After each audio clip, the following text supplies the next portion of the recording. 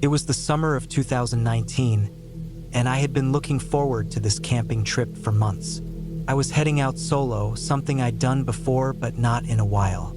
There's something about the peace of being alone in the wilderness that draws me in. I'd picked a spot deep in the Arizona desert, far away from tourist areas or well-known trails. The plan was to camp near an old dirt road, one that barely showed up on maps. It was perfect, remote, quiet, and surrounded by nothing but open desert and rocky terrain. The drive out was long and uneventful. My old truck rumbled along the uneven road as I watched the scenery change from scattered cacti to wide, barren stretches of sand and stone. The nearest town had been miles back, just a small cluster of gas stations and diners. I'd stocked up on supplies there: water, food, and extra fuel. It felt good to be prepared, even though I doubted I'd need everything. I wasn't planning on seeing anyone out here. By late afternoon, I found the spot I'd marked on my GPS. It was a small clearing off the side of the dirt road, partially hidden by a cluster of tall Joshua trees. The road itself looked like it hadn't been used in years. I parked my truck so it was facing the way I'd come, just in case I needed to leave quickly. Not that I expected any trouble, but it's a habit I'd picked up on previous trips. The sun was low in the sky as I set up camp. I pitched my tent a little way from the truck, far enough that I wouldn't hear the creaks of the metal as it cooled. The silence out here was almost deafening, broken only by the occasional rustle of wind or the distant call of a bird. Once my gear was organized, I built a small fire and cooked a simple meal. By the time I finished eating, the sun had dipped below the horizon, and the desert was bathed in a deep orange glow. As darkness fell, I felt that familiar mix of calm and unease. Being alone in the middle of nowhere is freeing, but it also reminds you how vulnerable you are. I sat by the fire for a while, watching the stars appear one by one. The sky out here was incredible, clear and endless, with more stars than I'd ever seen back in the city. It wasn't until I heard the first sound that I realized just how quiet it had been. A faint crunch, like a footstep on gravel, came from somewhere beyond the circle of light cast by the fire. I froze, straining to hear over the crackling of the flames. At first, I thought it might be an animal. Coyotes were common out here, and I'd seen tracks earlier in the day. But this didn't sound like an animal. It was deliberate, slow, and heavy. I grabbed my flashlight and pointed it toward the noise, my heart pounding. The beam of light swept across the empty desert, catching on a few rocks and bushes but revealing nothing out of the ordinary. I told myself it was probably nothing, the wind, or maybe some small critter moving around. Still, I couldn't shake the feeling that something was off. I decided to call it a night and retreated to my tent. I left the fire burning low and kept my flashlight and knife within arm's reach. Lying there in the dark, I tried to convince myself that everything was fine. But sleep didn't come easily. Every rustle of the wind outside seemed louder, every shadow cast by the firelight more menacing. At some point, I must have drifted off, because I woke up to a sharp tapping sound. It was rhythmic, almost like someone knocking on wood. My first thought was that it was coming from the truck, but when I peeked out of the tent, the truck was still where I'd left it, undisturbed. The sound was coming from farther away, near the road. Grabbing my flashlight again, I stepped outside. The fire had burned down to embers, and the desert was pitch black. I hesitated, torn between staying put and investigating the noise. In the end, curiosity won out. I moved cautiously toward the road, the beam of my flashlight cutting through the darkness. The tapping grew louder as I approached, then suddenly stopped. I scanned the area but saw nothing. Just as I was about to turn back, the light caught something. Movement in the distance. A figure, standing just beyond the edge of the road. My stomach dropped. They were too far away to make out any details, but their outline was clear. Tall, thin, and completely still, as if they were watching me. I froze, unsure of what to do. For a moment, we just stood there, staring at each other across the empty expanse. Then, without warning, the figure turned and started walking away, disappearing into the darkness. I waited until I was sure they were gone before retreating back to my tent. I didn't sleep for the rest of the night, every noise outside setting me on edge. The next morning, I packed up camp as quickly as possible. The daylight made everything feel less threatening, but I couldn't shake the memory of the figure on the road. I decided to cut the trip short and head home. As I loaded up the truck, I noticed something that made my blood run cold. In the dirt near the edge of my campsite were footprints, large human footprints. They led from the road to my campfire and then back toward the road. I climbed into the truck and started the engine, glancing around one last time. That's when I saw it. Something shiny stuck to the rear bumper. I got out to take a closer look and found a small, rusted piece of metal, like a blade or part of a tool. It wasn't mine. I don't know how it got there or what it meant, but I wasn't about to stick around to find out. As I drove back toward civilization, I kept checking the rearview mirror, half expecting to see someone following me. But the road remained empty. By the time I reached the nearest town, I felt a little safer, though the unease never really left me. I don't know who or what was out there that night, but I haven't been camping alone since. Some places are meant to stay quiet, and I've learned it's better not to disturb them.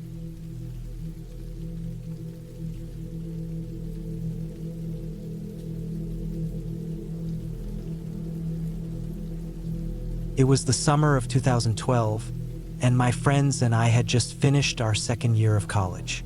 We wanted to escape the usual city chaos and decided to take a camping trip to my family's old farm in rural southern France. The farm had been in my family for generations, but it was barely maintained anymore. My grandparents had passed away years ago, and the property had mostly been left untouched since. The farm was isolated, surrounded by vast fields and dense patches of forest. It wasn't the typical camping spot, but that's what made it perfect for us. No noise, no crowds, just us and the open countryside.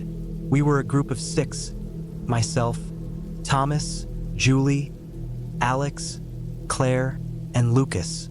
We were all around 20 years old and eager to make some unforgettable summer memories. The drive to the farm was long. The narrow roads twisted through small villages and empty stretches of land, and cell service became spotty the further we went. By the time we reached the property, the sun was already starting to set, casting long shadows over the overgrown fields.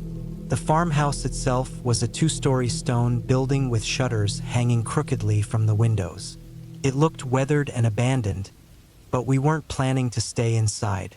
Instead, we set up our tents in the open field behind the house, near the edge of the woods. The air was fresh, the crickets were chirping, and everything felt peaceful. That first night was uneventful. We built a fire, cooked some food, and shared stories under the stars. The sky was so clear you could see the Milky Way stretching across it. It was the kind of night that made you forget about everything else, until something pulled me from my sleep. I woke up around 3 a.m., unsure why. My tent felt stifling, so I unzipped the flap and stepped outside. The air was cool, and the field was bathed in silvery moonlight. I couldn't see anything out of the ordinary, but I had this strange feeling, like I was being watched. I brushed it off as paranoia and went back to sleep. The next morning, I mentioned it to the group, but no one else had noticed anything unusual. We spent the day exploring the farm. The fields were overgrown with tall grass and wildflowers, and the barn was filled with rusted tools and broken equipment. Behind the barn, we found a well, its stone edges crumbling with age. Alex, who always had a knack for stirring up trouble, dropped a rock down the well to see how deep it was. We waited for the splash, but it never came. It was unsettling, but we laughed it off and moved on. As the sun set that evening, we decided to venture into the woods. We wanted to gather more firewood and see if we could find a stream or anything interesting. The forest was dense, the trees towering overhead and blocking out most of the light. About half an hour in, we found a clearing with an old stone structure in the middle. It looked like it might have been a chapel or a small shrine at some point, but now it was just ruins. Vines had crept over the stones, and the air felt heavier there. We didn't stay long. By the time we got back to camp, it was dark. We lit the fire and tried to shake off the eerie feeling the woods had left us with. That night, I woke up again. This time, I knew why. There was a noise outside my tent, soft, shuffling footsteps. I froze, my heart pounding in my chest. The footsteps moved past my tent and stopped near the fire pit. I didn't dare unzip the tent, but I could hear something or someone moving around. It sounded like they were going through our things. Then, as suddenly as it started, it stopped. I waited, holding my breath, but the only sound was the wind rustling through the grass. The next morning, I found the fire pit scattered, as if someone had kicked it. Some of our supplies were missing, mainly food. I told the others what I'd heard, and we all agreed it must have been an animal. A fox or a stray dog, maybe. Still, we were uneasy. We decided to be more cautious, keeping all our food and belongings in the tents at night. The following day, we explored more of the property. We found an old cellar near the farmhouse, its wooden door barely hanging on its hinges. Inside, the air was damp and smelled of mold. Shelves lined the walls, holding dusty jars of preserves and empty wine bottles. In the corner, there was a large wooden chest. It was locked, but the wood was so rotten that Alex managed to break it open with a rock. Inside, we found old farming tools, a few faded photographs, and a hunting rifle. The photos were strange. Black and white images of people we didn't recognize, standing in the fields or posing in front of the house. That night, the uneasiness returned. Around midnight, we heard noises again, this time from the direction of the farmhouse. Sounded like faint, muffled banging. We shone our flashlights toward the house, but nothing seemed out of place. Thomas suggested we check it out, but the rest of us were too spooked. We stayed by the fire, our backs to each other, scanning the darkness for movement. Eventually, the noises stopped, but none of us slept well that night. The final straw came on our fourth night. We were sitting around the fire when we heard a loud crash from the woods. It was like a tree branch snapping, but much louder. We jumped to our feet, shining our flashlights toward the sound, but we couldn't see anything. Then we heard footsteps. Fast, heavy footsteps, coming straight toward us. They stopped just at the edge of the firelight, and we saw movement in the shadows. It wasn't an animal. It was a person. Whoever it was stood there, just out of sight, watching us. We called out, but they didn't respond. Then they turned and ran back into the woods. We didn't wait to see if they'd come back. We packed up our tents and left that night, driving for hours until we reached the nearest town. We never found out who or what was out there. When I told my parents about it later, they said the farm had a history of squatters and drifters passing through. Maybe it was just someone looking for a place to stay, but I'll never forget the feeling of being watched. To this day, I can't look at the photos we took on that trip without feeling a chill. In one of them, taken in the woods, there's a shadow in the background that doesn't belong to any of us.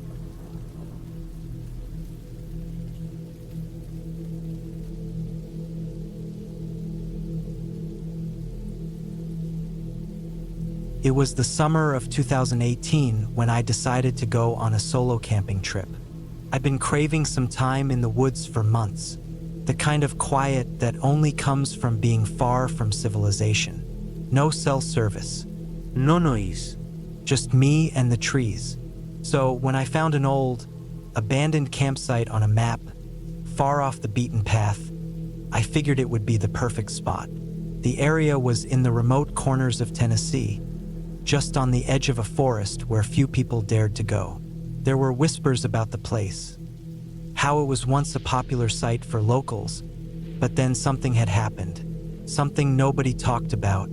But I didn't care much for rumors, and I was looking for adventure. Besides, I had grown used to exploring places that others considered dangerous. It felt good to leave the noise of city life behind. The drive took me through winding roads and empty towns that seemed to be frozen in time. The farther I went, the more isolated it felt. No traffic, no shops, just trees and the occasional farmhouse, long abandoned.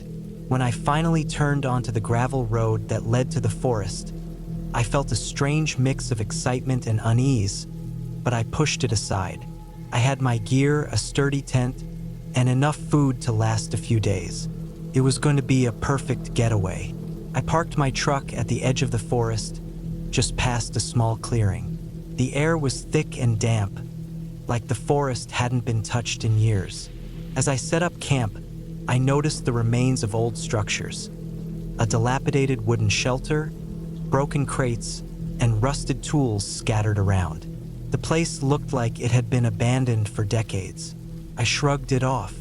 Maybe a hunting camp or something else. None of it felt recent. The first night passed without incident.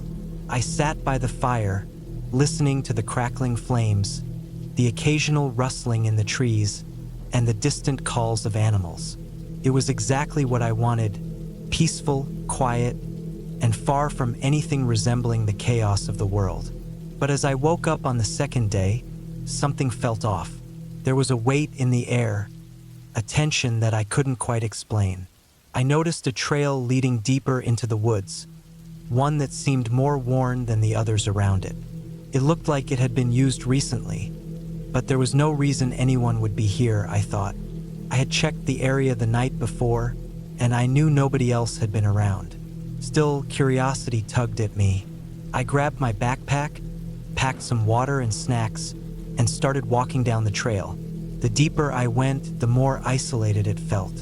The trees seemed to close in around me, blocking out the sunlight in places, casting everything in deep shadows. The path grew narrower, and the ground beneath me became softer, muddy from the rains earlier in the week. I could feel the crunch of twigs underfoot and the soft squish of mud between my boots. After about an hour of walking, the trail opened up into a small clearing. The trees here were older, taller, with thick trunks and twisted branches. In the center of the clearing was a strange structure, an old, abandoned cabin. Its wooden walls were falling apart, and the roof had caved in on one side. But it wasn't the cabin that caught my attention. It was what was lying nearby. I saw a pile of things scattered across the ground: boxes, bags, and what looked like tarps and ropes. My first thought was that someone had left their camping gear behind, but then I noticed something that didn't sit right. There were small bags, wrapped tightly in plastic, buried in the dirt. They looked out of place in the wilderness. My gut twisted.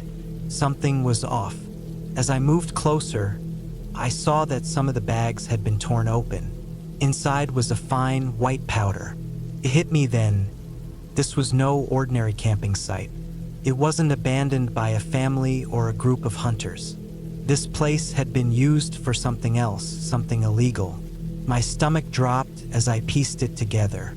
Smuggling, drugs, whatever it wasn't meant for me to find.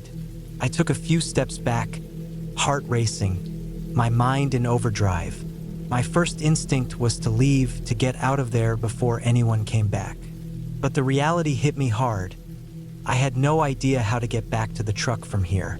The trail I had followed was winding and confusing, and I'd been walking for over an hour. I couldn't risk getting lost in these woods. Not now. I turned around and started retracing my steps, but something stopped me. A faint sound in the distance, like a branch snapping. I froze, my breath caught in my throat. I listened. The forest around me was still, too still.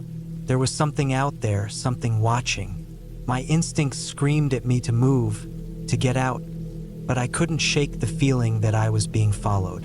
The hairs on the back of my neck stood up as I scanned the trees, but I saw nothing. I pushed forward, trying to keep my pace steady, but the feeling of being watched never left. Every rustle in the leaves, every bird call, felt like it was right behind me. My heart hammered in my chest, each step growing more frantic. I was nearly back to the clearing when I heard it again. The snap of a twig. I whipped around, scanning the woods, but I saw nothing. The silence was suffocating. Then I heard another noise. A low, almost inaudible hum came from further into the woods. I was no longer alone. My breathing quickened. I looked around, desperate for any sign of the trail, but it was hard to focus through the panic flooding my brain. I made a decision. I had to get out of there, and fast. I bolted, running back down the trail, my feet slipping in the mud. I didn't dare look behind me. The sound of footsteps followed, and they were closer now. I didn't know who or what was chasing me, but I could feel it gaining on me. The crunch of leaves and twigs underfoot was unmistakable. Whoever was behind me was no longer trying to hide. It wasn't an animal. It was a person or people. I forced myself to run faster, my legs burning, my chest tightening with each breath. The clearing was in sight now, just ahead, but the sound of heavy breathing grew louder. It was too close. I had to make it, just a few more yards. I burst through the underbrush and into the clearing. My truck was still there, parked where I had left it, but I didn't make a move for it. Instead, I dropped to the ground, my heart pounding in my chest. I held my breath, hoping that whoever was behind me hadn't seen me yet. The footsteps stopped at the edge of the clearing, just on the other side of the trees. I could hear them moving, slow and deliberate, as if searching for me. My muscles tensed, ready to bolt at the slightest movement. Minutes passed, maybe longer. I didn't dare move. The tension in the air was unbearable. And then, finally, the sound of footsteps faded. The weight in the air lifted just enough for me to relax, but I didn't risk making a sound. When I was sure it was safe, I slowly crawled back toward the truck, keeping low to the ground. The forest felt different now, darker, heavier. As I reached the truck, I slammed the door shut, locked it, and started the engine. I didn't look back. The drive home was a blur, my mind still reeling from what I had discovered. I never did figure out who was using that cabin or what exactly they were smuggling. But I knew one thing for sure: whatever it was better left undisturbed. To this day, I don't go back to that area. The woods in Tennessee hold their secrets, and some things are best left forgotten. As I think back on that day, I realize how lucky I was. I had gotten out, but I had no idea who or what had been watching me. And sometimes, when I'm alone in the dark, I still hear the sound of footsteps echoing in the trees.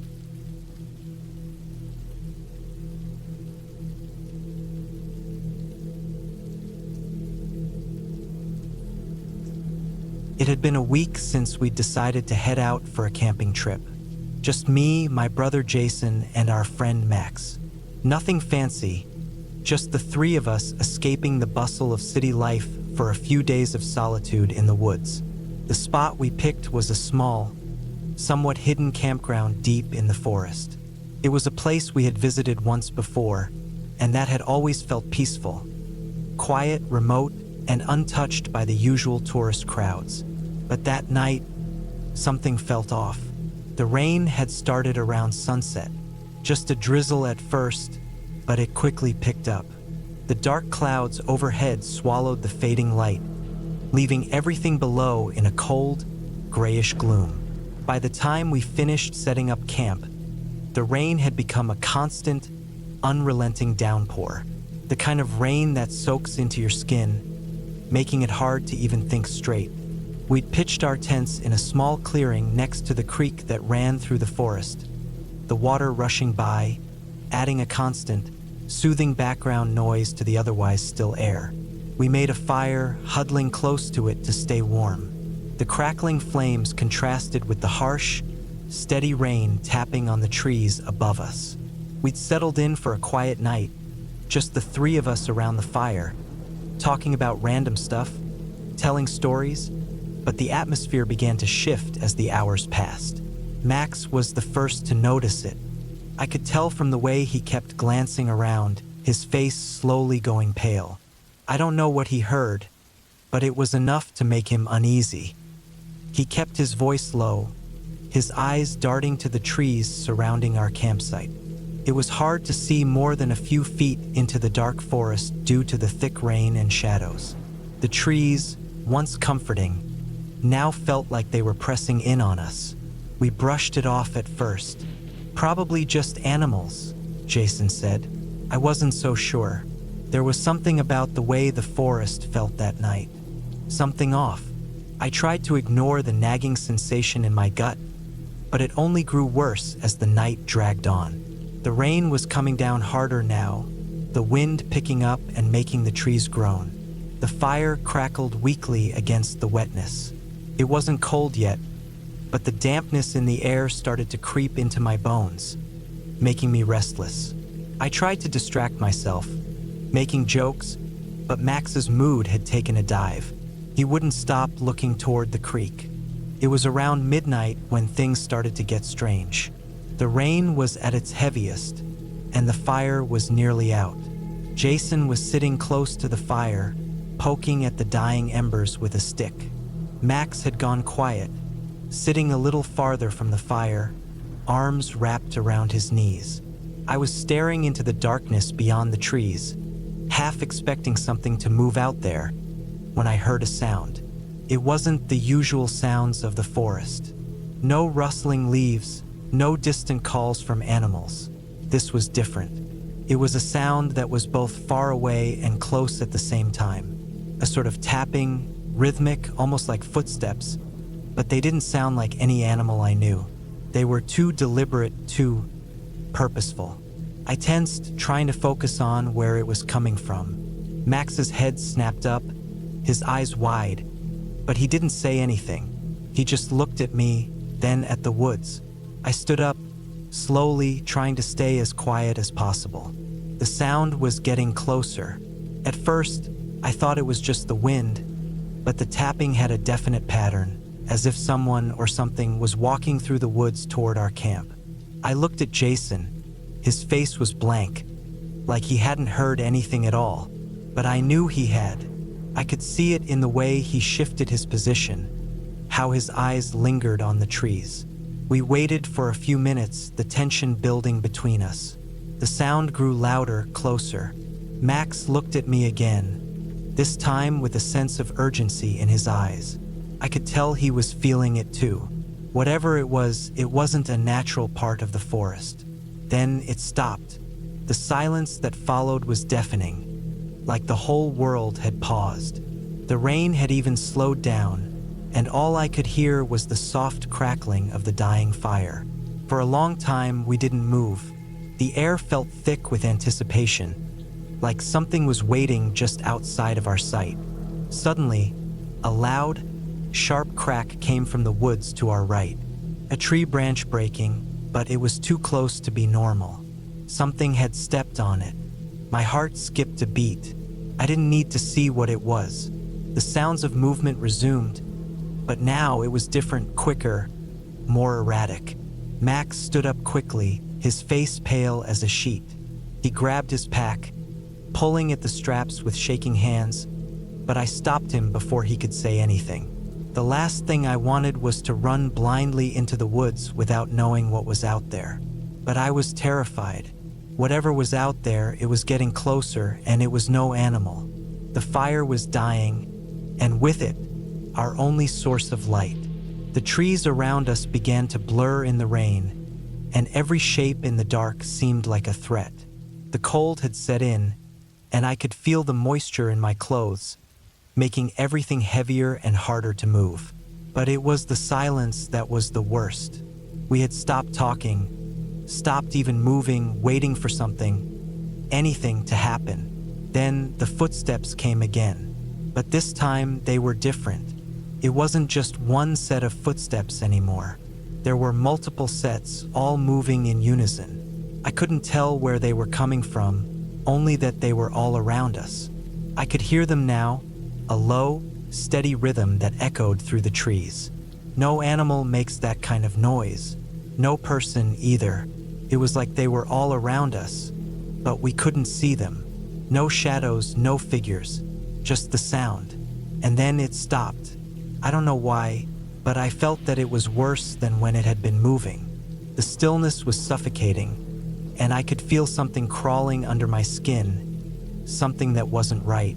I felt like I was being watched from all directions, from beyond the trees, from the darkness that surrounded our small fire. Then came the whisper. It wasn't a voice, not exactly, but it was like the air itself had carried a breath through the forest, just close enough for us to hear it. Max looked at me, his face now twisted with fear. His mouth moved, but no words came out. His eyes kept darting to the woods, and I saw the terror in his face. It wasn't until the sun started to rise that the sound stopped. The rain didn't ease until morning, and by then, none of us had gotten any sleep. Jason was already packing up the gear, avoiding my eyes, and Max didn't say anything at all. I could see it in both of them. The fear was still there, like an infection that had spread through the air. We didn't talk about what happened that night. We left as soon as the rain let up, driving back to town in silence. Whatever it was out there in the woods, we never saw it, but we all knew it was real. I still feel it sometimes, that creeping sensation of being watched, and I can never shake the feeling that something is out there, waiting.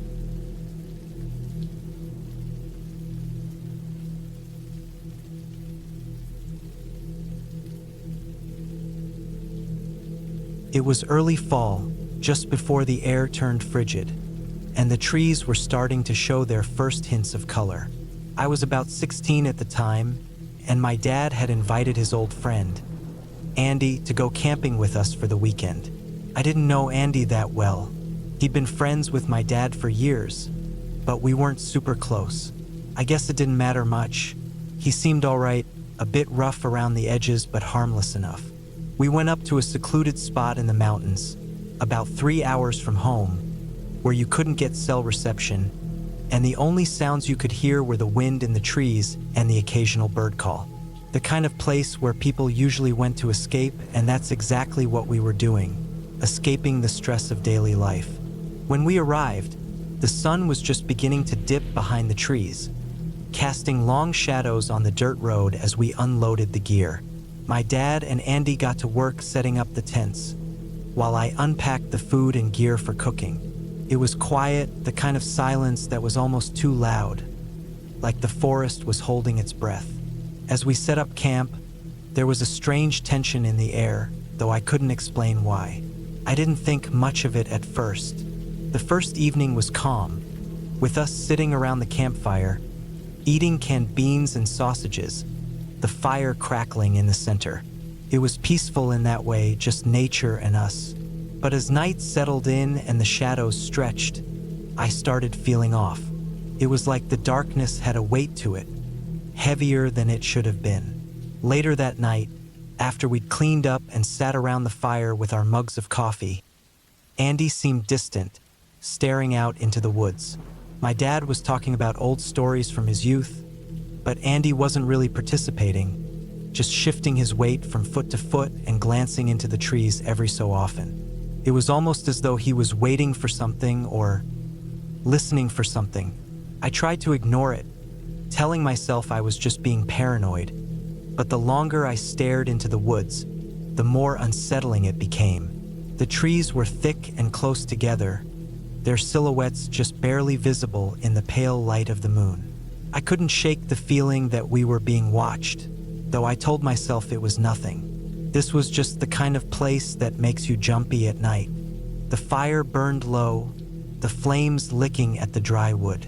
Andy had grown more quiet as the night went on, almost too quiet, and I couldn't help but notice the odd way he kept glancing over his shoulder toward the forest edge. My dad didn't seem to notice, lost in his own stories, but I did, and the hairs on the back of my neck started to stand up. Around midnight, we all went to bed. My dad was in one tent, Andy in the other, and I had my own. It was a small tent, the kind you can barely fit in comfortably, but it was fine for one person. The air was cool, and I zipped up my sleeping bag tight to keep warm, trying to ignore the sound of the wind rustling outside. That's when I heard it. At first, I thought it was just the wind, branches scraping, a distant animal rustling. But then it happened again. A footstep, unmistakable in the silence of the night. A heavy, deliberate step. I froze. I was wide awake, listening hard. The steps were slow, methodical, and they didn't sound like any animal I'd ever heard before. They weren't the light, scattered steps of a deer or rabbit. They were too heavy for that, almost human. My heart started to race. I told myself I was overthinking it. It was probably a bear or something, maybe even a coyote. The forest was full of wildlife, after all. But there was something off about it, something that didn't sit right. Then came the whisper of movement, right outside my tent. My breath caught in my throat. I lay completely still, trying not to make a sound, my body frozen with fear. Whatever it wasn't just passing by. It was circling like it was looking for something, me perhaps. Minutes passed, but it felt like hours. The steps were closer now, too close. I could feel the weight of it, the presence, pressing against the thin walls of my tent. My mind raced, trying to figure out what to do. I could call out to my dad. But what if that made things worse? What if it made the thing, or whatever it was, more aggressive? And then, just like that, the steps stopped. I waited. No more sounds, nothing but the soft wind. Was it gone? Had I imagined it? I didn't know. I tried to calm my racing thoughts, telling myself it was nothing, just an animal or my mind playing tricks. But I couldn't shake the sense of dread that was creeping over me. I must have eventually fallen asleep, though I barely remembered it. The next morning came, cool and clear. The sunlight broke through the trees, casting everything in a golden glow. But as I stepped out of my tent, I immediately noticed something wasn't right. The campfire from last night was cold, its ashes scattered as though something had disturbed it. The firewood had been shifted around, the logs were knocked askew, and the dirt around the fire pit was churned up. Andy's tent was empty, but I didn't see him around. My dad was already making coffee, though. I felt uneasy, the knot in my stomach tightening. It was as though the whole forest had shifted overnight, like something had happened that none of us were meant to witness. I didn't say anything about the footsteps from last night. Not yet. But I couldn't shake the feeling that something had changed. Hours passed, and Andy still hadn't returned. My dad didn't seem too concerned, but I could tell he was starting to get frustrated. "He's probably just out hiking around," he muttered, though his eyes kept scanning the woods. He went to check the trailhead, hoping to catch a glimpse of Andy coming back. But when he returned empty-handed, there was an edge to his voice that hadn't been there before. "We need to go look for him," he said.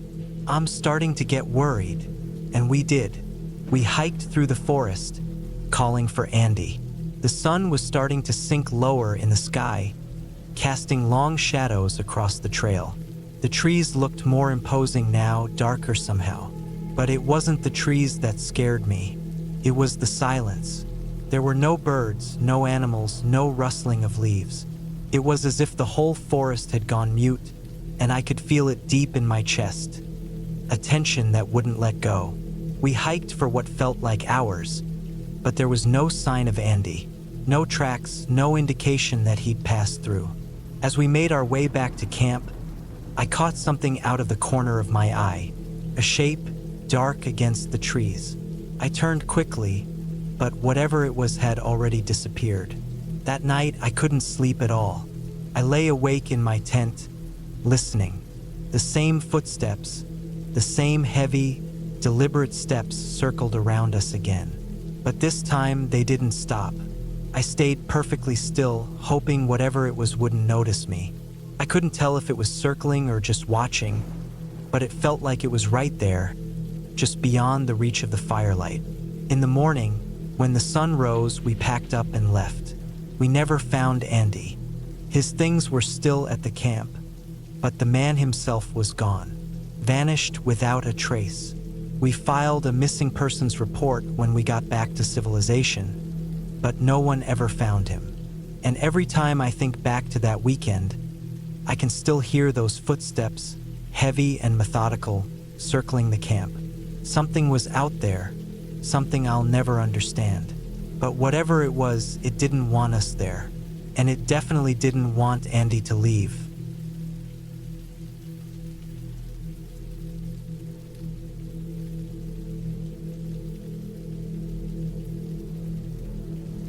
I've been camping out in the wild for years, always on my own. There's something about the solitude, the quiet of being out there, that draws me back every time. I like to go far off the beaten path, deep into the forest where no one else is around. Last summer, I decided to head into the Bitterroot Mountains in Montana, a place I'd never been before but heard enough about to intrigue me. The idea of being in a place that felt untouched, the kind of place where you really felt the wilderness, was exactly what I was after. I was in my mid-30s, a guy who had spent plenty of time outdoors, hiking, camping, fishing, you name it. But this time was different. I didn't just want a few days in the woods. I wanted to push myself. I packed my gear, grabbed some extra supplies, and made the 3-hour drive from my home in Missoula to the trailhead. The weather was perfect for a trip like this. Clear skies, cool temperatures, the kind of weather where everything feels right. I left the trailhead early in the morning, my pack heavy with everything I thought I'd need for a week out there. The first few hours went smoothly.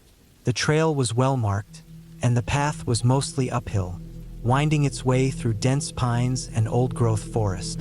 The air smelled fresh, the kind of air you can't find in the city. I took my time, enjoying the peace. It was only around noon when I finally stopped for lunch. I set up near a small stream, ate some trail mix and jerky, and watched the water flow past. Around that time, I noticed something odd, a soft sound, just on the edge of hearing. I wasn't sure if it was the wind, animals, or just my imagination, but it had my attention. I kept hearing it, a low rustling sound, coming from the direction of the trees. I didn't pay too much attention to it at first. After all, the forest has a way of making all sorts of noises. But then it happened again, only this time it was louder. It was like something large brushing against branches. I felt a slight chill run through me, but I brushed it off. The rest of the afternoon passed without any incident. I set up camp just before sunset, near a clearing where I could get a good view of the stars. The temperature dropped quickly once the sun went down, and I was thankful I packed enough layers. I made a small fire, just big enough to keep the cold at bay, and settled in for the night. That's when things started to get strange. I'd been sitting by the fire for a while when I heard a twig snap behind me. I froze. At first, I thought it was an animal, maybe a deer or a bear, but the sound was too deliberate. Someone or something was moving in the woods nearby. My heart started pounding. I tried to convince myself it was nothing, maybe a raccoon or some other creature, but the feeling of being watched wouldn't go away. I grabbed my flashlight and scanned the trees. Nothing. The only movement was the flickering of the fire, but the feeling didn't fade. It was like I wasn't alone out there. The forest, which had felt peaceful just a few hours ago, now felt unnervingly still. The kind of stillness that makes the hairs on the back of your neck stand up. I spent the next few hours in a heightened state of alertness, scanning the edges of the camp and listening for any sign of movement. But there was nothing. By the time the fire burned down to embers, I started to convince myself that I was just being paranoid. After all, I'd been alone in the woods countless times before without anything out of the ordinary happening. I turned in for the night, crawling into my sleeping bag inside my tent. The forest was completely quiet now, except for the occasional rustle of leaves in the breeze. I tried to relax, telling myself I'd probably just heard a branch fall or a squirrel doing its thing. The more I thought about it, the more ridiculous the whole situation seemed. But even so, I kept the flashlight close by just in case. That's when I heard it, a soft tapping sound, like something or someone was lightly tapping on the side of my tent. I lay completely still, holding my breath. The sound came again, closer this time. Top, top, top. Then a pause, the kind of pause that felt way too long. I sat up, heart pounding, the flashlight still in my hand. I wanted to call out, but I couldn't bring myself to do it. I didn't know who or what could be out there. I didn't hear anything else for a long time, but I didn't sleep either. I spent the night wide awake, listening to every sound, every movement in the forest. As soon as the first light of dawn broke through the trees, I was up, packing my things. I wanted to get out of there. It wasn't that I was scared, at least not entirely, but there was something off about the place. Something that made me feel like I wasn't supposed to be there. The rest of the day was uneventful, and I didn't hear any more strange noises. But the uneasy feeling lingered. When I reached the next camp spot, I decided to set up again, though I wasn't entirely comfortable. I kept glancing over my shoulder, as though expecting to see someone, or something, following me. Night fell again, and this time I made sure to keep the fire blazing hot. I kept a tighter grip on my flashlight, and I even placed a knife by my side as I lay in the tent. I don't know what I thought I'd do with it, but I felt better knowing it was there. Around midnight, I heard it again, the tapping on my tent. This time it wasn't soft. It was hard, rhythmic, like someone or something was trying to get my attention. I couldn't take it anymore. I bolted upright, grabbed the flashlight, and unzipped the tent. My mind was racing as I scanned the campsite. There was no one there. The trees swayed gently in the breeze, but nothing moved in the shadows. The silence felt suffocating, like everything was holding its breath. I stepped outside, shining the light around. I walked in a circle, checking the perimeter of my camp, convinced I'd find some sign of what was happening. But again, there was nothing, just the empty, eerie quiet of the forest. I spent the rest of the night sitting by the fire, never letting it go out completely. By morning, I was exhausted, both mentally and physically. I couldn't shake the feeling that something was out there, watching me, waiting. That morning, I packed up my things and started hiking back to the trailhead. I kept glancing over my shoulder, my nerves on edge.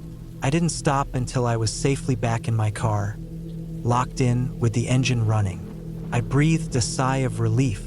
That was the last time I ever camped in the Bitterroot Mountains.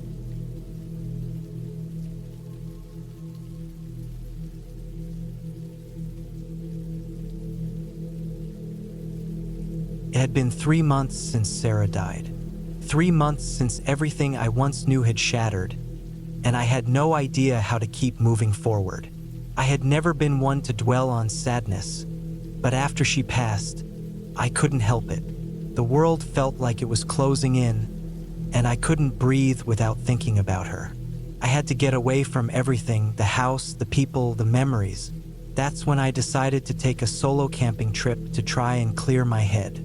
I chose a remote spot in the Appalachian Mountains, far enough from anything familiar.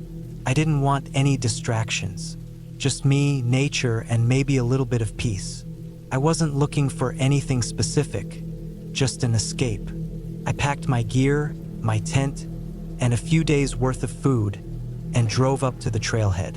It was late afternoon when I parked my truck at the foot of the trail, the sun low in the sky, casting long shadows across the forest floor. I threw on my backpack and started the hike, the familiar weight of it settling on my shoulders. The air was crisp, but not cold, and the only sounds were the crunch of fallen leaves beneath my boots and the distant calls of birds. It felt like the kind of solitude I needed, quiet, unhurried, and untouched by time. The trail itself was a bit challenging but not too difficult. It snaked up the mountainside, winding through dense trees and over rocky outcrops. I passed a few small streams along the way, the sound of water running over stones almost soothing, if only for a moment. I couldn't focus on anything for long, though. My mind was a constant swirl of thoughts and regrets. I kept thinking about how things used to be. Sarah laughing in the kitchen, our walks through the park, the way we'd sit outside under the stars, talking about nothing in particular. But now the silence felt oppressive. By the time I reached my campsite, the sun was dipping below the horizon, leaving the sky streaked with shades of purple and orange. I quickly set up my tent, securing it in the middle of a small clearing. I had a fire pit prepared, and I collected some dry wood nearby. As the fire crackled to life, I sat down in front of it, warming my hands against the flames. The surrounding woods were quiet, almost unnervingly so. I hadn't seen another person since I started the hike, and I wasn't sure if that was a relief or a cause for concern. The only sounds now were the occasional rustle of leaves in the trees, the crackling fire, and the distant hoot of an owl. As the fire burned lower, I stretched out on my sleeping bag, staring up at the stars. The night sky was so clear, the stars so bright, it almost felt like they were within reach. I tried to lose myself in the beauty of it all, but every time I closed my eyes, Sarah's face was there, smiling at me. I could hear her voice in my head, could feel the warmth of her hand in mine. The grief was like a weight pressing down on my chest. I tried to sleep, but my mind wouldn't stop. I kept hearing things, small noises in the trees, twigs snapping underfoot. But every time I tried to look out through the tent's mesh window, there was nothing. The forest was still. I brushed it off, blaming the wind or my overactive imagination. I must have dozed off eventually because the next thing I knew, I was jolted awake by a sharp sound. A loud crack, followed by the unmistakable thud of something heavy hitting the ground. My heart raced as I lay there, listening. The night was silent again, except for the usual sounds of the forest. I didn't move right away, unsure of what I had just heard. Maybe a tree branch had fallen, or perhaps an animal had knocked something over. But then I heard it again, a distinct shuffling sound, slow and deliberate, like something was moving through the brush near my campsite. My breath caught in my throat. I had spent enough time in the wilderness to know that wild animals sometimes came close to camp, but this felt different. The sound was too consistent, too human-like. I slowly reached for the flashlight beside me, my fingers trembling as I flicked it on. The beam cut through the darkness, sweeping over the clearing, but there was nothing there. Still, the shuffling continued. My heart was pounding now, each beat like a drum in my ears. I sat up, clutching the flashlight like a lifeline, my eyes darting around the shadows, trying to make sense of the noise. Then I saw something. It was a figure just at the edge of the clearing, a shadow against the trees. I froze. My mind raced, trying to understand what I was seeing. It was a man standing still, barely moving. He was tall, with broad shoulders and dark clothing that blended with the night around him. His face was obscured by the darkness, but I could feel his eyes on me, even though I couldn't see them. I didn't know what to do. My body was paralyzed, my mind unable to form any coherent thoughts. The shuffling stopped, and everything went quiet again. Too quiet. I turned off the flashlight and lay back down in the tent, holding my breath, hoping that whoever or whatever was out there would go away. I could hear my pulse in my ears, the sound deafening in the silence that followed. Minutes passed, or maybe hours, I couldn't tell. I lay in the dark, wide awake, every fiber of my being alert. The temperature seemed to drop, and the air felt heavier somehow. It was like the forest itself was holding its breath. Then, I heard something that made my stomach turn. The unmistakable sound of someone or something scratching at the side of my tent. It was slow, methodical, like fingers dragging across the fabric. I wanted to scream, to shout, to do something, but all I could do was lie there, frozen. As the sound got closer, the scratching growing louder. It stopped, and I held my breath, praying it was over. But then I heard it again. The same deliberate, slow movement now right next to me. I couldn't take it anymore. I grabbed my backpack and scrambled to open the tent. I had to get out of there. But when I unzipped the flap, there was nothing there. The clearing was empty. The scratching had stopped. I looked around frantically, but there was no sign of anyone. It was like they had vanished into thin air.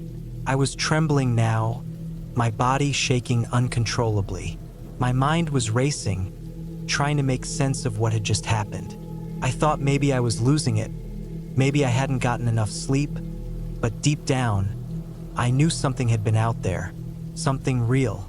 I packed up quickly, stuffing my gear into the bag without thinking, my hands shaking too badly to do it properly. The whole time, I kept glancing over my shoulder, half expecting someone to be standing there, watching me. The hairs on the back of my neck stood up, and every step I took felt like it echoed through the woods.